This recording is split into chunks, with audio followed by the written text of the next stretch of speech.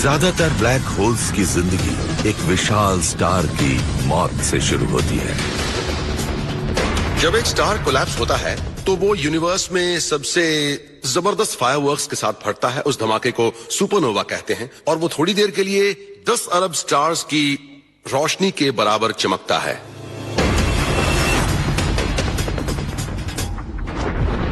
फिर gravity star के core को अपने कंट्रोल में ले लेती है। एक स्टार पहले ही अपनी ग्रेविटी की वजह से क्रश हो रहा होता है। जो चीज उसे रोकती है वो है उससे बाहर आती हुई लाइट। तो जब एक स्टार और लाइट पैदा नहीं कर पाता है वो सिकुड़ जाता है। वो छोटा और छोटा होता रहता है और आखिर में उसे कोई फोर्स नहीं बचा पाती है और वो फिर क्रश हो जाता है। ग्रेविटी मैटर के हर कण को अंदर खींचती है।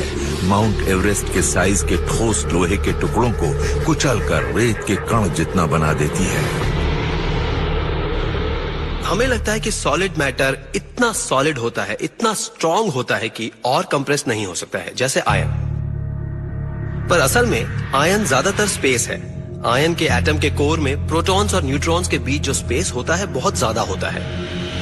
तो कुछ स्टार्स के लिए किसी पॉइंट पर वो कंप्रेशन इतना ज्यादा होता है कि वो इन कोर न्यूट्रॉन्स और प्रोटॉन्स को पास ले आता है। उसके बाद जो होता है वो एक मिस्ट्री है। ग्रेविटी इन सब एटॉमिक पार्टिकल्स को इस तरह से स्क्वीज करती है कि वो सब साइंस की समझ से परे है। आप सोच नहीं सकते हैं कि कोलैप्स हो रहे स्टार के अंदर क्या हो रहा होता है। वहाँ ऐसे टेम्परेचर्स और प्रेशर्स होते हैं कि हमारे पास उनके लिए सही नंबर्स भी नहीं है।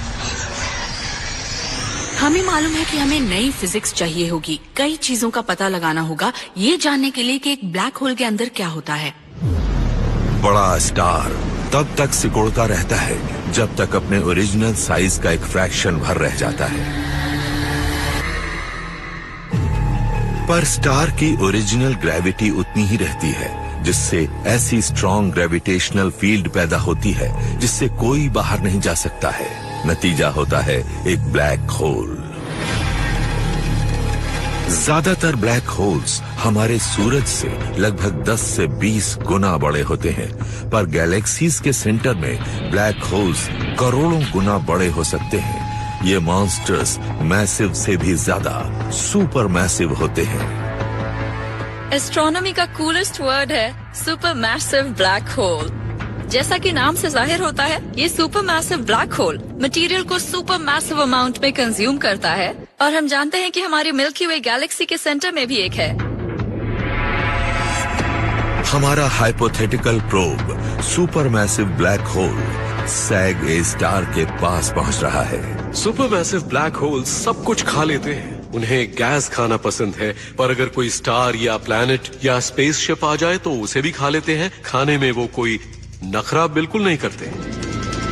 वो एक दूसरे को भी खा लेते हैं। करोड़ों सालों के दौरान एक एरिया में कई स्टार्स मर सकते हैं और उनसे बने ब्लैक होल्स आपस में मिलकर बड़े और बड़े ब्लैक होल्स बन जाते हैं। सैग ए स्टार दूसरों को, अपने जैसों को, सबको खाता है।